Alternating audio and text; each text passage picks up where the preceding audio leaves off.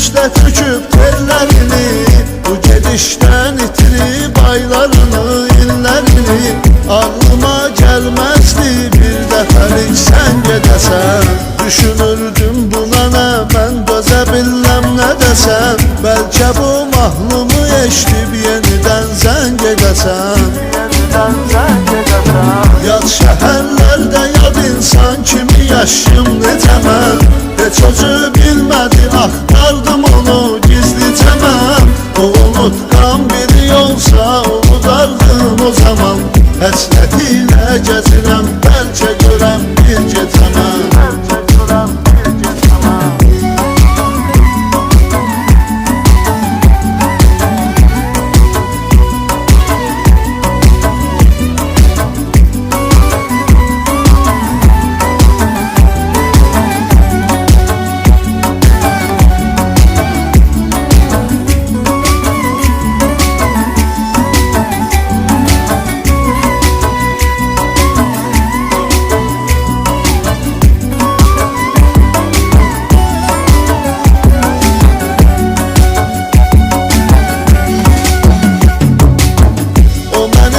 Sevə bilsə biləcək sevgi nədir.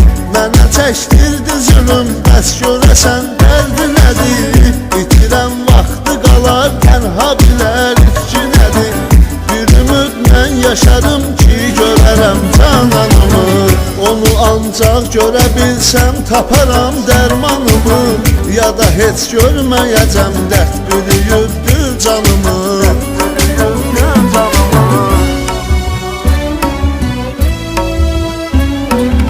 Yad şəhərlərdə yad insan kimi yaşım necə mən. Heç özü bilmədi, axtardım onu gizlicə mən. O unutqan biri olsa unudardım o zaman. Həsrət ilə gəzirəm, bəlkə görəm bir gecə mən. Yad şəhərlərdə yad insan kimi yaşım necə mən. Heç özü bilmədi, axtardım onu gizlicə mən. O unutqan biri olsa unudardım o zaman. Həsrət ilə gəzirəm, bəlkə görəm bir gecə mən. Yad şəhərlərdə yad insan kimi yaşım necə mən. Heç özü bilmədi, axtardım onu gizlicə mən. O unutqan biri olsa unudardım o zaman. Həsrət